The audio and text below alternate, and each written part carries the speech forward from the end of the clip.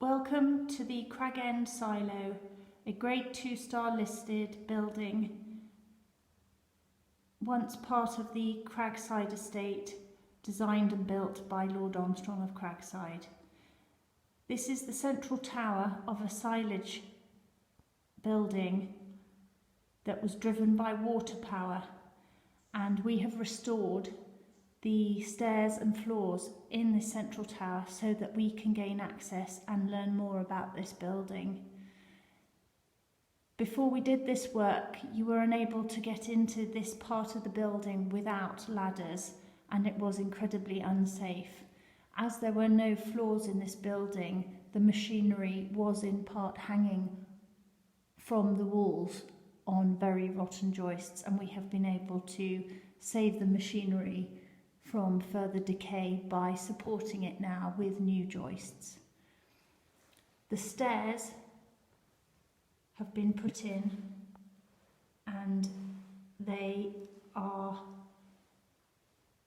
a run of 12 metres high. It is a 4x4 metre cube basically, and we have tried to fix the stairs back to where they were using original holes in the walls. The ceiling has now been fully repaired, which gives you the floor upstairs, and as you can see, it holds the hydro-powered Jilks turbine, which is based in that corner, and the machinery actually goes in and out of the floorboards, which made it extra complicated for us to try and manage to do. The machinery had to be suspended with straps while we did the work, and the scaffolding was specially built for this project. We were also able to renovate the window that lets in the only light into this lower level, and it has made a massive difference to this area. The stairs take you up to what is ground level, and while I'm halfway up, I can demonstrate a little more the level of craftsmanship on these wooden joists. Each joist had to be handmade, as they are very deep, thick joists, and we use the original holes in the building to fill them in.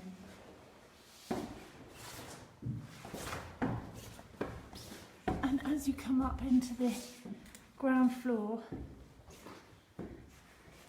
this is the Jilks machine, which is suspended half above and half below this floor, and you can see where the pipes actually go through the floor and where the screws come through and how it's fixed in this corner here.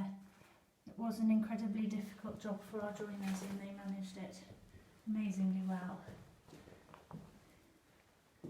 The floor and the trapdoor are all now in place, but originally this whole area was not safe to walk on at all. There was no floor here at all, but we've now managed to renovate the doors as well.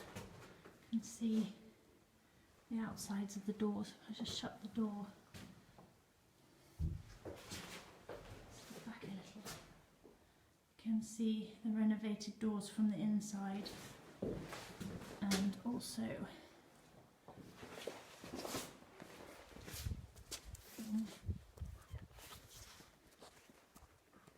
the outside, and that also gives me an opportunity to demonstrate the upper doors, which were also renovated and have been painted as well.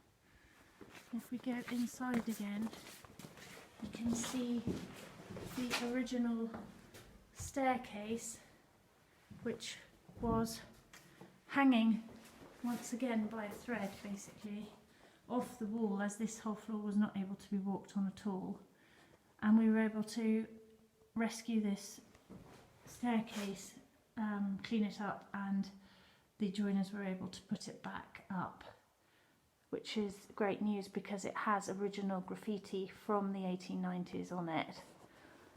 And now if I go up the stairs to the final level, giving you a little demonstration of some of the ceiling area in this room and the joists and the original work over there.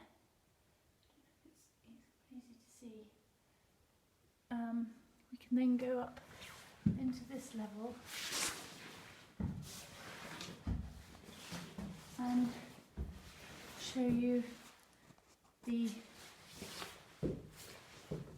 final floor to be fitted by the joiners, where they were able to keep some of the original edging where the machinery is housed. This is the top end of the jig, and you can see they had to work around chains that hang across both bays of this building, and the doors that we renovated from the inside and also from the outside. And there's the Cragside estate there in all its glory, and that's Cragend Farm with the cow buyers over there. The building work was very difficult to do, but we managed to keep certain things like this handrail, and the joiners worked very, very hard to do something which looks relatively straightforward but was in fact an incredibly difficult task.